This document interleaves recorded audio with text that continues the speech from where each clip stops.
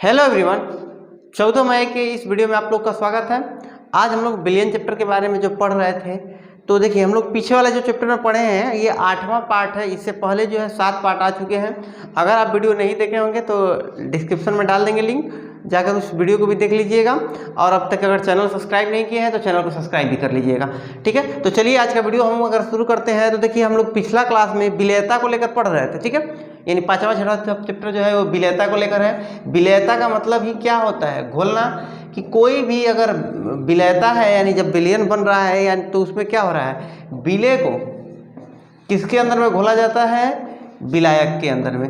जब विलायक में घोला जाएगा तभी तो जाके विलयन बनेगा। तो कितना विलय कोई अपने अंदर में घोल सकता है, इसी को इसका क्या कहा जाता है? विलेयता। जिसमें हम ठोस की विलेयता देख लिए थे किसके अंदर में? द्रव के अंदर में। यानी कि किसी ठोस को अगर हम द्रव के अंदर में जब घोल रहे हैं तो उस पर क्या परिणाम देखने को मिलता है, किसके नियम का पालन करता है, ये सब देखे थे। तो ठोस की द्रव में विलेयता जो होती है लय सतरीय का नियम का पालन करती है। तो ठोस वाला हो गया था। इसके अलावा हम लोग देखे थे किसकी विलेयता? गैस की द्रव में विलेयता। मतलब किसी गैस को अगर हम द्रव में घोलेंगे तो उस समय में क्या परिणाम देखने को मिलेगा, कैसा होगा, इस सब के बारे में हम देखे थे। तो गैस की अगर विलेयता द्रव में अगर देखने को की बात करेंगे तो यहाँ पर हेनरी के नियम का पालन होता है। अब अगर हम बात करेंगे जैसे कि सवाल में हमको ठोस की द्रव में घोल सकते हैं यानी फिर गैस को द्रव में घोल सकते हैं, तो उस समय हमारे पास दिमाग में आएगा कि द्रव में द्रव की विलेयता भी होनी चाहिए, ठीक है।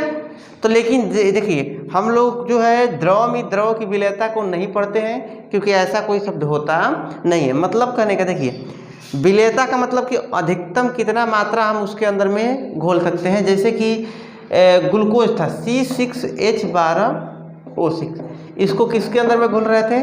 H2O के अंदर में। तो एक समय ऐसा आएगा कि जल में ये ग्लूकोज क्या होगा, घुलना बंद कर देगा क्योंकि ये ठोस का कण है, ये किसका कण है? द्रव का। लेकिन जब अगर द्रव का कण रहेगा तो वह आपस में या तो मिल जाएगा, जैसे कि मिलने का मतलब अल्कोहल और पानी मिलना है तो या तो मिल जाएगा नहीं तो मिलेगा ही नहीं, विलयन का निर्माण नहीं करेगा।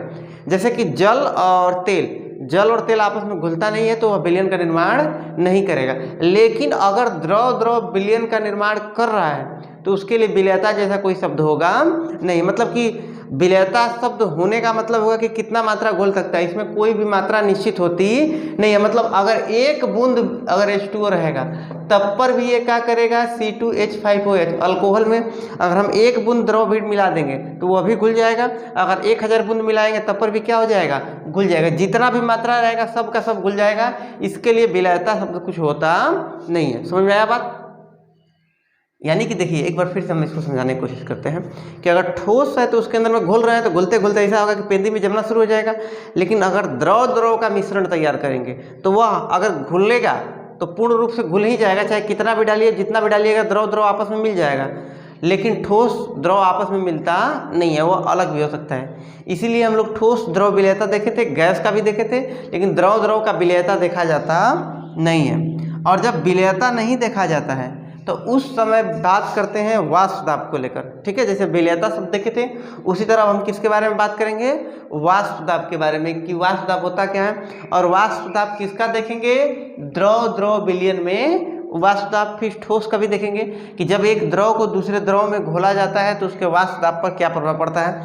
जैसे कि मान लीजिए कि यहाँ पर जल है, जल को संतरा का जूस मान लेते हैं, चाहे सीजन है आम मान लेते हैं। तो जब इसको एक दूसरे में घोलेंगे तो ये जूस तैयार होगा, तो ये पूर्ण रूप से मिल जाएगा। कितना भी अगर पानी हमको डालना होगा इसमें तो हम 1 ग्राम भी डाल सकते हैं, 100 ग्राम, जितना भी पानी डालेंगे इसमें कोई भी अवक्षेप का निर्माण नहीं करेगा। इसका मतलब जितना भी डालिए क्या होगा, ये इसको घोल लेगी, ठीक है। समझ में आया बात? तो इसमें द्रव विलयन में अगर वाष्प दाब की बात करेंगे तो पहले हम देखते हैं कि वाष्प दाब होता क्या है। तो परिभाषा की बात करेंगे। परिभाषा से पहले समझिए बात को कि हमारे पास में कोई भी द्रव, जैसे कि ये वाला केस ले लेते हैं, इसमें एक द्रव है। तो द्रव होता क्या है कि द्रव किसी भी ताप पर वाष्पशील होता है। मतलब भाप बन के वो क्या करता रहता है? उड़ता रहता है। जैसे जल को ही ले लें तो जल जो होता है ऐसा नहीं है कि केवल 100 डिग्री सेल्सियस पर ही तब भाप बनेगा। 100 डिग्री सेल्सियस पर जितना भी जल रहेगा सब वाष्प में बदल जाएगा। लेकिन इससे पहले भी क्या करता है, वह जल जो होगा भाप बनकर धीरे धीरे उड़ता है। जैसे कि एग्जांपल आप समझिए कि अगर आप रूम में एक गिलास पानी रख दिए, ठीक, अगर रूम में एक गिलास पानी रख दिए और रात को रखें सोते टाइम, और सुबह जब देखिएगा तो जल का स्तर थोड़ा सा कम हो जाएगा, फिर दिन भर उसको रखिएगा, तो फिर शाम को अगर देखिएगा अगला दिन 24 घंटा बाद, तो बोतल का चाहे ग्लास का पानी का स्तर जो होगा पहले की तुलना में क्या हो जाएगा, कम हो जाएगा। अगर कम हो जा रहा है, जैसे कि यहीं गिलास रहता है, इसमें पानी अगर भर दिए तो उसका स्तर कम हो गया। अगर कम हो जा रहा है इसका मतलब भाप बन के उड़ रहा है, लेकिन कमरा का तापमान कभी भी 100 डिग्री सेल्सियस जाता नहीं है। 100 डिग्री सेल्सियस जाएगा तो हम लोग खुद ही जिंदा नहीं रहेंगे। अगर 100 डिग्री सेल्सियस नहीं जाता है फिर भी भाप बन के उड़ा, चाहे रात में अब रखे सुबह में देखे पानी भाप बन के उड़ गया, थोड़ा सा कम हो गया। तो अगर थोड़ा सा, लेकिन 100 डिग्री सेल्सियस पर भी ऐसा नहीं है कि 100 डिग्री सेल्सियस पर ही भाप बन के उड़ेगा। वाष्प बन के कब उड़ता है, जब बाहर का दाब और अंदर का दाब अगर बराबर हो जाएगा, तब जाके ये द्रव जो होगा किस अवस्था में बदल जाएगा, गैसीय अवस्था में। ठीक है, तो उतना कुछ जानने का जरूरत नहीं है, आपको सिंपल सा इतना समझना है कि अगर कोई द्रव है भाप बनकर उड़ेगा तो ऊपर की तरफ जाएगा। इसको हम ऐसे समझाते हैं। इस बर्तन में मान लीजिए कि हम क्या रखे हैं, द्रव है। ठीक है, ये हम द्रव रख दिए। अगर द्रव है तो भाप बन के ऐसे क्या कर रहा है, ये ऊपर की तरफ उड़ रहा है। ठीक है, तो यहाँ पर वाष्प ऊपर की तरफ उड़ रहा है। और अगर हम क्या कर दिए, ढक्कन लगा दिए, तो ढक्कन लगाएंगे तो ये भाप अब उड़ना बंद, यहाँ से भाप तो निकलेगा, लेकिन अब ये क्या करेगा, ऊपर वाली सतह पर जाके टकरा जाएगा। तो अगर ऊपर वाली सतह पर टकरा जाएगा, तो ऊपर वाष्प दाब, जब ऊपर वाली सतह पर टकराएगा तो उसको दाब लगाएगा ढक्कन को। तो ढक्कन को जो दाब लगाएगा तो न्यूटन के तीसरा गति के नियम से जितना ये ऊपर की तरफ से दाब लगाएगा, ऊपर वाला नीचे की तरफ उतना ही दाब लगाएगा। यानी इसी को क्या कहा जाता है, वाष्प दाब। किसके द्वारा लगाया गया दाब, जब वाष्प जो दाब लगाता है उसी को क्या कहा जाता है, वाष्प दाब। क्लियर है बात? ठीक है, यानी कि देखिए यहां पर हम इसको समझते हैं कि अगर हम बात करेंगे वाष्प दाब का परिभाषा की, तो वाष्प दाब क्या होगा, द्रव के वाष्पशील कण के द्वारा लगाए दाब को ही क्या कहा जाता है, वाष्प दाब। यानी कि यहाँ पर जो जल के कण है इनके द्वारा ये क्या करेगा, जल के कण जब भाप बन के ऊपर की तरफ जाएंगे तो ढक्कन अगर बंद है तो यह उसी पर टकराएंगे। अगर टकराएगा तो यहाँ पर क्या करेगा, दाब लगाएगा। जैसे कि तसली में अगर पानी जब गर्म करते हैं तो ढक्कन ऊपर उड़ने लगता है, वाष्प के ही कारण ना। यही देखिए क्या हुआ था, एक जमाने में जेम्स वाट वाष्प इंजन का खोज किए थे। क्या करते थे, उनकी मम्मी तसली पे चावल बना रही थी। ठीक, जब अधन आया तो भाप बन के ढक्कन क्या उड़ने लगा, ऊपर उड़ने लगा। तब जाके वो देखे थे कि अरे महाराज भाप से तो ये पूरा का पूरा स्टील का ढक्कन उड़ जा रहा है। तो वहाँ पर वो क्या किए थे, वाष्प इंजन बनाए थे। तो क्या होता है, वाष्प जो होगा जल का या किसी भी द्रव का वाष्प जो होता है दाब लगाएगा, उसी को क्या कहेंगे, वाष्प दाब। समझ में आ गया बात? अब आगे चले। आगे अगर बात करेंगे तो अब हम लोग को वाष्प दाब को लेकर अगर बात करेंगे, यानी कि यहाँ पर हम तो ये देखें कि वाष्प दाब होता क्या है। अब हम लोग को देखेंगे कि द्रव विलयन में वाष्प दाब क्या होता है, कि अगर एक विलयन द्रव है दूसरा भी द्रव है तो उसमें क्या होता है। तो जब द्रव विलयन के वाष्प दाब की बात करेंगे तो यहाँ पर कौन सा नियम निकल कर आता है, रॉल्स का नियम। पूछा भी जाता है कि रॉल्स का नियम किसके लिए मान्य होता है, कि एक द्रव हो और दूसरा भी क्या हो, द्रव। अगर द्रव के किसकी बात करेंगे, वाष्प दाब की, यानी वाष्प के द्वारा लगाया गया दाब, इसी को क्या कहेंगे, वाष्प दाब। देखिए ये सिंपल सा बात है कि रॉल्स का नियम, अगर कोई भी नियम, रॉल्स का नियम हो या हेनरी का नियम है, अगर कोई नियम दे रहा है, जैसे कि ये नियम रॉल्स दिए थे, तो जब रॉल्स नियम दिए थे तो उससे पहले वो भी तो कुछ पढ़े होंगे, लिखे होंगे, सोचे होंगे, उसी के हिसाब से न दिए हैं। तो हम लोग भी उनके जैसा अगर सोच सकते हैं तो उस नियम को हम लोग भी दे सकते हैं। तो इसीलिए जब भी क्या करना चाहिए, नियम को नहीं रटना चाहिए, नियम के पीछे वो क्या सोचे थे, क्या हम उस तरह से सोच पा रहे हैं कि नहीं। अगर ईद आप ध्यान दिए तो आप नियम आपको कौन बात है, हलवा पूड़ी है वो तो। ठीक है, तो जैसे कि हमारे पास में ये दो द्रव है गया, ये द्रव हमारे पास में ए हो गया और ये द्रव कौन सा हो गया, बी। दोनों अभी अलग अलग है, मिश्रण नहीं हुआ है। तो जब मिला हुआ नहीं है तो ये क्या करेगा, द्रव है तो भाप बन के उड़ेगा। तो भाप बन के उड़ेगा तो इसका अगर वाष्प है तो ये वाष्प दाब लगाएगा, ये भी वाष्प बनेगा उड़ेगा, यहाँ पर टकराएगा तो ये भी क्या करेगा, वाष्प दाब लगाएगा। अगर हम ए के द्वारा कितना दाब लगेगा, जितना ही इसका अनुपात में कण ऊपर की तरफ टकराएगा, अगर ज़्यादा टकराएगा तो दाब ज़्यादा लगाएगा, अगर कम टकराएगा तो क्या करेगा, ये कम दाब लगाएगा।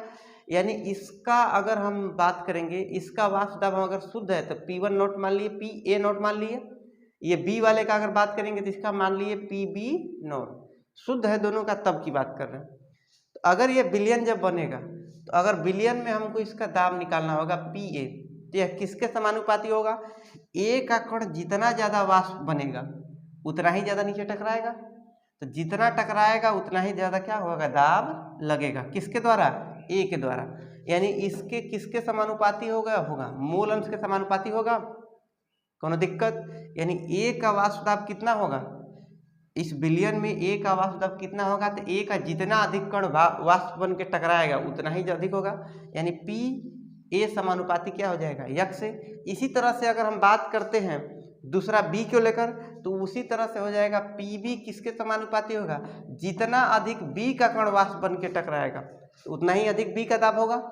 कोनो दिक्कत? अगर ए का कण की वाष्प दाब बात करेंगे तो यक्स वाले के अनुपाती, अगर बी का बात करेंगे तो बी जितना अधिक वाष्प बनेगा वो उसके उतना ही अधिक होगा। इसी को दिया गया है किसी निश्चित ताप पर। जब दाब के बारे में बात करते हैं तो ताप ऑटोमेटिक निश्चित कर लेते हैं।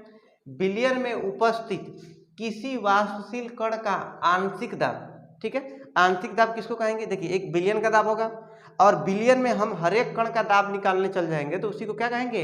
आंशिक दाब। जैसे कि यहाँ पर पी ए, तो बिलियन का दाब अलग होगा, उसमें पी ए क्या है? ए के द्वारा लगाया गया दाब। पी बी क्या है? बी के द्वारा लगाया गया दाब, ठीक है। तो आंशिक दाब उसके मोल अंश के क्या होगा? समानुपाती होगा। मतलब कि क्या होगा? अगर आंशिक दाब जैसे कि ए का दाब किसके समानुपाती होगा? ए के कणों के समानुपाती होगा। बी का दाब किसके समानुपाती होगा? बी के कणों के समानुपाती होगा। अगर अधिक बी के कण होंगे तो बी का वाष्प दाब भी क्या होगा? अधिक होगा। अगर ए का वाष्प दाब अगर कण अधिक रहेगा, इसमें अगर ए के कण वाष्प अधिक बनाएंगे तो दाब भी अधिक लगाएंगे। अब ये समानुपाती का चिन्ह हटाना है तो हमको नियतांक लगाना पड़ेगा। तो पी ए बराबर क्या हो जाता है? P A nought into X A. उसी तरह से पी बी क्या हो जाएगा? पी बी बराबर P B not X B हो गया। यहाँ पर पी ए क्या है? बिलियन में ए के द्वारा लगाया गया वाष्प दाब। यक्स ए क्या है? ए का मोल अंश। यक्स बी क्या है? बी का मोल अंश। पी बी क्या है? बी के द्वारा लगाया गया दाब। और अगर पी ए नॉट की बात करेंगे तो यह जब शुद्ध था तब का वाष्प दाब है, और बी क्या है? बी का वाष्प दाब कब? जब यह शुद्ध था, मतलब यह बिलियन का निर्माण नहीं किया था। समझ में आ गया? तो ये होता है हमारे पास में कि आंशिक दाब क्या कहेगा? कि उसके मोल अंश के समानुपाती होगा। अगर ए का वाष्प दाब निकालना होगा तो उसके लिखेंगे समानुपाती है, और बी का बात करेंगे तो बी के समानुपाती है, ठीक है। ये हमारे पास में हो गया रॉल्स का नियम। कोई दिक्कत नहीं है। अगर रॉल्स के नियम में ही अगर हम आगे बात करते हैं, थोड़ा सा मार्कर को पतला कर लेते हैं पहले। देखिए, अगर हम बात करते हैं हमारे पास में रॉल्स के नियम में क्या निकल कर आया है कि पी ए बराबर P A nought into X A. इसी तरह से पी बी बराबर आया है, अगर बिलियन बी में बी का वाष्प दाब निकालेंगे तो पी बी नॉट उसका शुद्ध बिलियन का वाष्प दाब इंटू उसका क्या कर देंगे? मोल अंश। बी का मोल अंश निकल के आ जाएगा। तो हमारे पास में यहाँ पर पी ए क्या है, हम इसके बारे में लिख दे रहे हैं, इसके बारे में आप लोग अपने से लिख लीजिएगा, ठीक है। अगर हम बात करेंगे पी ए क्या है, तो पी ए है बिलियन में ए का क्या है? वाष्प दाब। बिलियन जब मिल गया उस समय का वाष्प दाब है। और पी ए नॉट क्या है? पी ए नॉट क्या है? शुद्ध रूप में किसका? ए का वाष्प दाब। हमारा राइटिंग खराब है तो आप लोगों को पता ही होगा, इसके लिए हम क्या कर सकते हैं? यक्स ए, यक्स का मतलब मूल अंश किसका? ए का, ए का मूल अंश, ठीक है। और कौन से वाले? वाष्पशील वाले, क्योंकि दाब किसके द्वारा लगेगा? बिलियन में जो दाब लगेगा वह किसके द्वारा लगेगा? जैसे कि यहाँ पर अगर हम बात करते हैं इस वाले केस में, यहाँ पर पिंक वाले कण भी है, ब्लू वाले कण भी है, तो यह जो दाब लगेगा इस वाले ब्लू वाले कण के कारण लगेगा जो बिलियन में है, या इस वाले के कारण लगेगा जो वाष्प में है? किसके कारण लगेगा? अरे वहीं से दाब लगाना है, यानी कि यहाँ से उड़ कर जाएगा, यहाँ पर टकराएगा तभी ना, तो यहीं उड़ रहा है ना, तो जितने वाष्पशील कण होंगे उसका मोल अंश निकालेंगे, ठीक है, बिलियन में नहीं। समझ में आ गया बात। तो यहाँ पर हमारे पास में अगर बात करेंगे तो ए का पी ए नॉट यानी कि इसका जिसका वाष्प दाब निकालना है विलयन का वाष्प दाब, शुद्ध रूप में उसका वाष्प दाब और उसका मोल अंश वाष्पशील में, ये हो जाएगा सेम टू सेम पीवी का लिख लीजिएगा। अगर हम बात करेंगे सवाल में हमारे पास में यहाँ पर आंशिक दाब को लेकर अगर हम बात की है तो हम पीए का भी अलग से निकाल दिए, पीवी का भी क्या कर दिए अलग से निकाल दिए, तब जाके अगर हमको विलयन का वाष्प दाब पूछ देगा तब निकल कर आता है डाल्टन का नियम। अगर नहीं भी रहेगा नियम तब पर भी आपको कोई दिक्कत नहीं है। डाल्टन का नियम, डाल्टन का नियम इसके बारे में आप लोग को गैसीय अवस्था में पढ़ाए हैं, अगर नहीं भी पढ़े हैं चाहे भुला गए हो तो जानते हैं कि आप लोग भूल गए होंगे, तब पर भी कोई बात नहीं है, अभी हम लोग पढ़ते हैं इसको। तो देखिए ए का हमारे पास में अगर द्विअंगी विलयन था, चाहे त्रिअंगी जितना भी विलयन रहेगा, तो ए का आंशिक दाब हो गया, बी का आंशिक दाब अगर त्रिअंगी रहेगा तो सी का, सबका आंशिक दाब निकाल दिए। तो विलयन का अगर दाब पूछेगा तो अगर सबका दाब निकाल के अगर जोड़ देंगे, ठीक है, तो जैसे कि हमारे पास में यहाँ पर अगर बात करेंगे द्विअंगी विलयन है, इसमें अगर हमको विलयन का वाष्प दाब पूछेगा तो यहाँ पर दाब जो है ब्लू वाले कण के द्वारा लग रहा है और किस वाले कण के द्वारा लग रहा है, पिंक वाले, इन्हीं दोनों के कारण लग रहा है ना। तो अगर दोनों का दाब निकाल के अगर हम जोड़ देते हैं तो हमारे पास में कुल दाब निकल के आ जाएगा कि नहीं, आ जाएगा।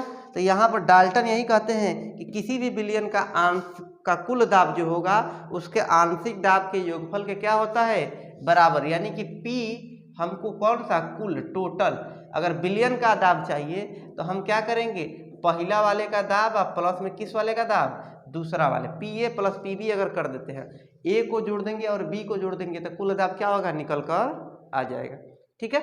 अब यहाँ पर अगर हम बात करते हैं P टोटल, तो टोटल की बात करेंगे कुल दाब, तो PA के बदले में हम PA नॉट इंटू एक्स से लिख सकते हैं, ठीक है।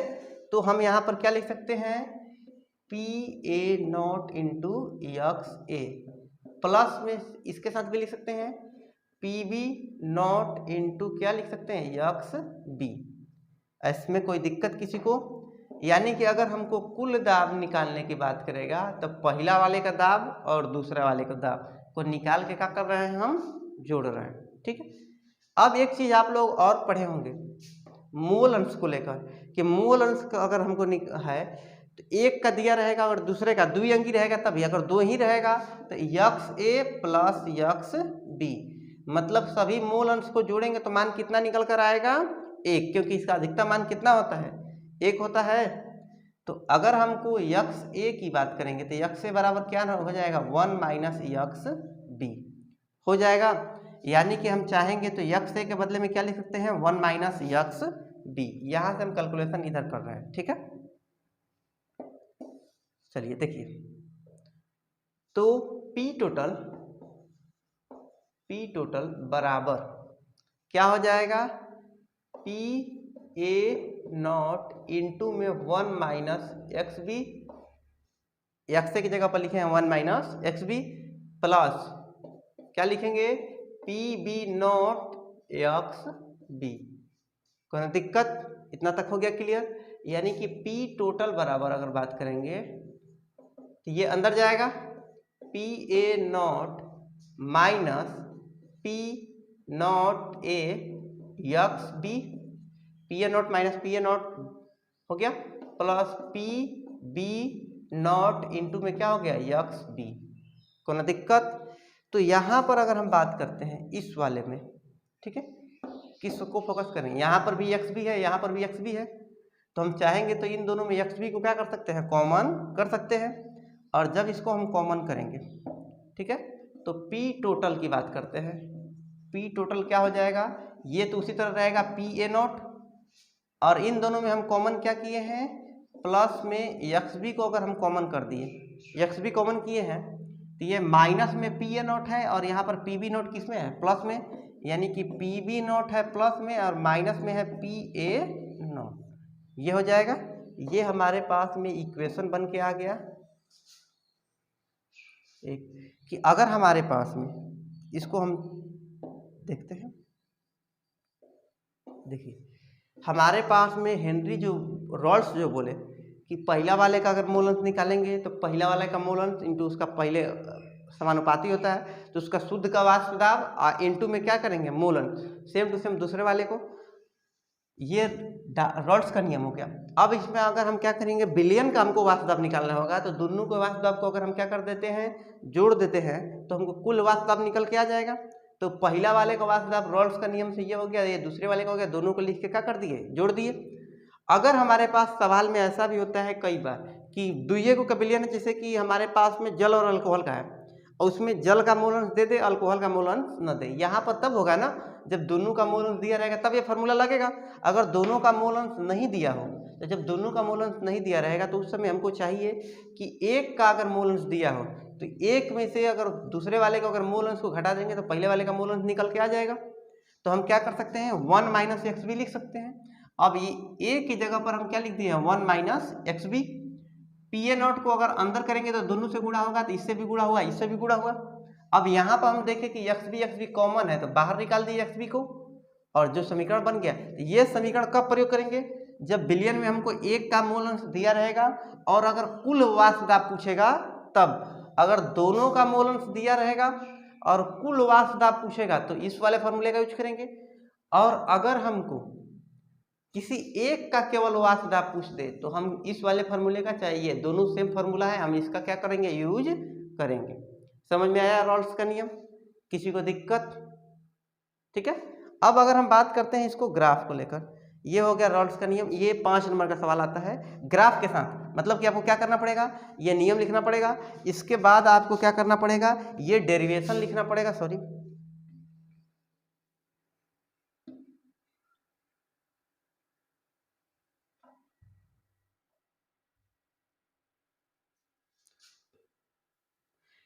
उसके बाद ये आपको क्या करना पड़ेगा, डेरिवेशन लिखना पड़ेगा, पूरा का पूरा जितना है, ये सब पाई हुई हटा के। ये जब डेरिवेशन लिख लीजिएगा, तो उसके बाद आपको क्या करना पड़ेगा, रॉल्स का नियम लिखिएगा। उसके बाद ये डेरिवेशन लिखने के बाद ये पहले नियम, फिर वो मैथ वाला डेरिवेशन लिखिएगा। उसके बाद आपको क्या करना पड़ेगा, ये ग्राफ बनाना पड़ेगा। ये ग्राफ है क्या, इसको ग्राफ में ज़्यादा दिमाग लगाने की जरूरत होता नहीं है। पी ए बराबर हम पहले ही बता चुके हैं, पी ए नॉट इंटू क्या है, यक्स। ये हम किसके फॉर्मेट में इसको लिखने का प्रयास करेंगे, y बराबर एम एक्स प्लस सी के, y बराबर एम एक्स प्लस सी के रूप में। तो यहाँ पर प्लस में 0 लिख सकते हैं, तो यानी c का मान 0 है, तो ग्राफ कहाँ से होकर जाएगा, मूल बिंदु से होकर जाएगा, ऐसे ड्रॉ करेंगे। ये अलग अलग को लेकर होता है। अगर इसमें हम बात करेंगे, ये मूल बिंदु से ही है, तो ये क्या करेगा, एक का दाब हो गया, ये दूसरे वाले का दाब हो गया, और ये हम क्या करेंगे, यहाँ पर कुल दाब हो जाएगा, सॉरी गलती थोड़ा सा बता दी।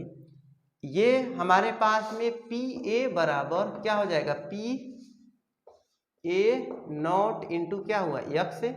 इसी तरह से क्या हो जाएगा, पी बी बराबर P B not into X B, ये दोनों हो गया। तो यानी एक की बात करेंगे, जब एक का मूल अंश बढ़ रहा होगा, तो उस समय दूसरे वाले का मूल अंश क्या हो रहा होगा, घट रहा होगा, क्योंकि बिलियन में 2 ही पदार्थ है, जैसे कि अल्कोहल है और जल है। तो यहाँ पर ये मोल अंश वाला लाइन हो जाएगा। अगर मोल अंश इसका एक का बढ़ेगा, तो दूसरा वाले का मोल अंश को क्या करना पड़ेगा, हमको घटाना पड़ेगा, क्योंकि कुल मोल अंश का मान कितना होता है, 1। तो यानी कि ये यहाँ पर एक वाला बिंदु हो गया, तो एक समय इसका एक को घट जाएगा और एक को क्या हो जाएगा, बढ़ जाएगा। समझ में आ गया बात, एक का हम मात्रा बढ़ा रहे हैं, और जिसका मात्रा बढ़ेगा उसका दाब बढ़ेगा, और एक का दाब क्या होगा, उस समय घट गया, हो गया।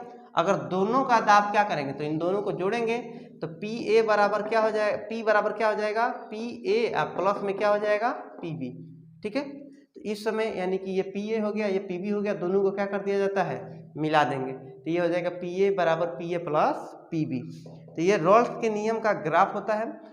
पहले नियम लिखेंगे, 5 नंबर का क्वेश्चन आएगा, तो नियम, डेरिवेशन, और उसके बाद में ग्राफ, ये हो गया रॉल्स का नियम। समझ में आ गया बात किसी को। अगर यही सवाल 2 नंबर में आएगा, तो खाली नियम लिख के उसका छोटा सा फार्मूला लिखेंगे, बाकी डाल्टन क्रांतिक दाब के नियम वगैरह नहीं लिखेंगे, ठीक है। तो ये हमारे पास में हो गया क्वेश्चन रॉल्स के नियम को लेकर। अब हम यानी कि यहाँ पर जो बात किए थे, वो किसके बारे में बात किए थे, द्रव में द्रव का वाष्प दाब। अब अगर हम बात करते हैं किसके वाष्प दाब की, ठोस को किसके अंदर में घोल रहे हैं, यहाँ पर द्रव के अंदर में, तब भी तो वाष्प दाब पे क्या प्रभाव पड़ेगा।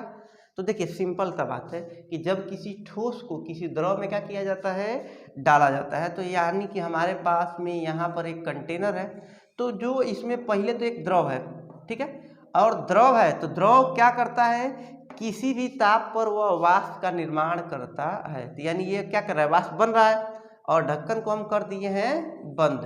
तो द्रव जो है इसके वो तो वाष्प दाब लगाएगा, क्योंकि इसमें है तो वो तो अपना वाष्प दाब लगाएगा। अब अगर जो ठोस के कण है, ठोस के कण वाष्प का निर्माण करते हैं और ठोस के कण जो होते हैं वाष्प का निर्माण नहीं भी करते हैं, दोनों केस होता है, यानी वाष्प का निर्माण करेगा या नहीं करेगा।